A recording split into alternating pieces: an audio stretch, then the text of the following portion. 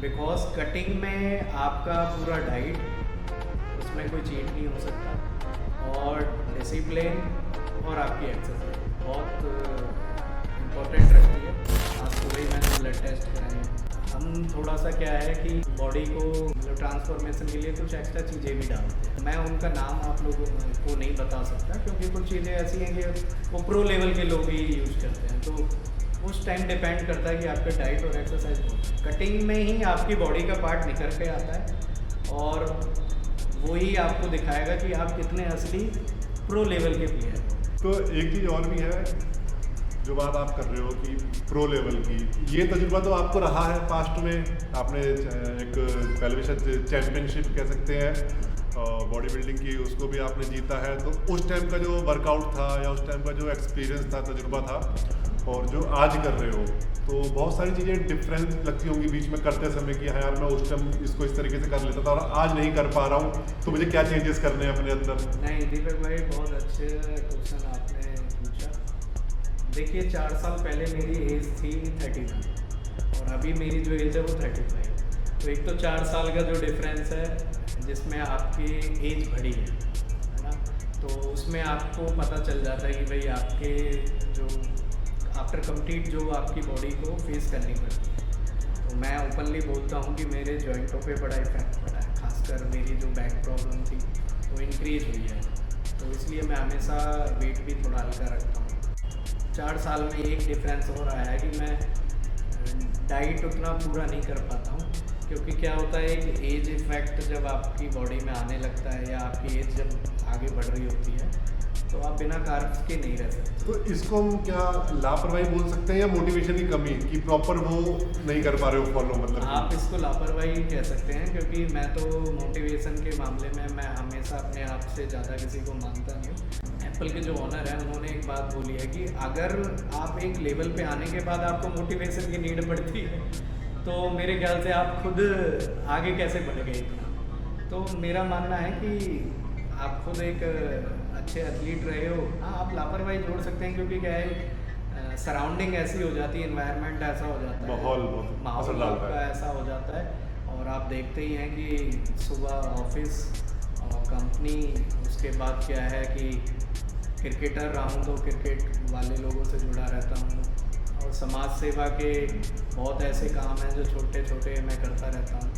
और ऐसा कोई मतलब सेवा नहीं है जिसमें मैं जुड़ा नहीं हुआ। दिनचर्या बड़ी लंबी रहती है आपकी, मतलब बहुत सारे अलग अलग स्लैब बने हुए हैं जिसमें बिजनेस भी देखना है, खुद को भी देखना है, परिवार को भी देखना है, समाज सेवा भी देखनी है, फिटनेस भी देखनी है। बहुत सारे छोटे छोटे स्लैब को जोड़ के आपकी दिनचर्या बनी हुई है पूरी। बिल्कुल सही बात है। आप तो खुद एक मेरे साथ रहे भी हो कुछ दिन, और कुछ दिन क्या मोस्टली आप छोटे छोटे मोमेंट तो आप कैप्चरिंग करते ही रहते हैं। तो आपको पता ही है कि कभी कभार तो ऐसा होता है कि कंपनी के काम को भी रिव्यू नहीं कर पाता। मैंने देखा है कि आपका कई बार मोस्टली टाइम ऐसा होता है जो लंच आपका वो हो नहीं पाता टाइम पे। हाँ, लंच के साथ में ये दिक्कत चल रही है मेरे, क्योंकि क्या होता है वो लंच टाइम होता है और उसी पीरियड में क्या होता है कि लोग आ रहे होते हैं, विजिटर मिल रहे हैं या कस्टमर भी आ जाते हैं। तो ये थोड़ा सा रहता है कि लंच जो 2 और 3 बजे के बीच में हो जाना चाहिए। 2 से 2:30 वैसे मैं अपने शुरू से लेके चलता हूँ लंच के टाइम को, और वो आप 4-4 बजे तक नहीं बट करते? वो 4 साढ़े 4 हो जाता है। तो 4 साढ़े 4 बजे वाली डाइट हो रही है वो 6-7 बजे के बीच में हो रही है। फिर एंड में आप जिम आ जा रहे हो, जिम वाली जो डाइट होती है वो आप बहुत लेट कर रहे तो हो, सब डिस्टर्ब हो रही है ना चीज़ें, डिस्टर्ब हो जाती हैं। कहते हैं ना कि अगर आपका टाइम मैनेजमेंट कमज़ोर है तो आप आगे बढ़ ही नहीं सकते। और आपने देखा होगा कि मैं टाइम मैनेजमेंट से रिलेटेड बहुत हाँ पंक्चुअल तो हो इसके अंदर, हमेशा हम ही लेट हुए, आप नहीं हुए। ये मेरे साथ में रहा है शुरू से। मुझे आज भी याद है ये चीज़ किसने सिखाई मुझे। एक राजेंद्र मदान अनिल कुंबले के साथ रहते थे, उनके लेवल के ही बॉलर थे। तो उन्होंने बोला बेटा जहाँ भी आप जा रहे हो, चाहे आपकी मीटिंग है, चाहे आपका क्रिकेट मैच है, तो आप कोशिश करो कि 12 बजे मैच है तो आप 11 बजे पहुँच जाइए। उससे क्या होगा, एक तो आपका प्री प्लान माइंड रहेगा, कूल रहोगे आप। उसके साथ में कोई एक्स्ट्रा वर्क आ जाते हैं तो आप बड़े अच्छे से उनको हैंडलिंग कर लो।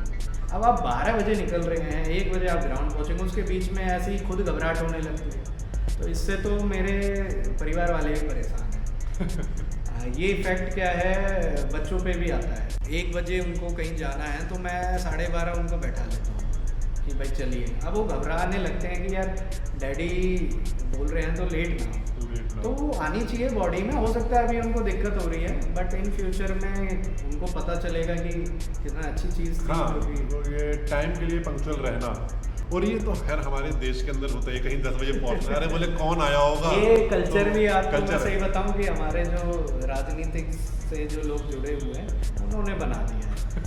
नहीं, हम सिर्फ राजनीति में तो नहीं कह सकते ना भैया। तो नहीं, मैं तो ओपनली बोल रहा हूँ। आपने कभी भी देखा होगा कि जो राजनीतिक से जुड़े हुए लोग हैं, आप उनको 12 बजे टाइम देंगे वो 1 बजे आते हैं। अब ये ऐसा क्यों, मतलब कि ये कोई प्लानिंग के साथ होता है कि लेट ही पहुंचना है, लेट हो जाते नहीं होंगे। दीपक भाई, मैं बड़ा क्लियरली बताना चाहता हूँ क्योंकि मैं एक इंडस्ट्रियल हूँ और मैं एज ए लीड ऑडिटर भी रहा हूँ भी क्वालिटी मैनेजमेंट से। तो हमें सबसे पहले उसमें और राजनीतिक लोगों के लिए बोलूँ तो वो क्या है कि एक माइंड उनका बन गया है, कॉन्सेप्ट उनका बन गया है कि अगर हम लेट पहुँचेंगे तो क्या होगा। नॉर्मल है यार, आप यही टेंशन मिलेगी ज़्यादा।